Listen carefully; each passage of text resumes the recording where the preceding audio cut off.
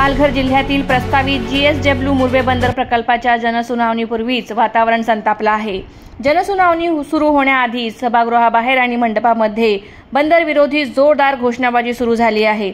घोषणाबाजीचा आवाज काटेंगे भाई काटेंगे, मच्छी जैसा काटेंगे, 1-2-1-2 जिंदाल बंदर फेक दो।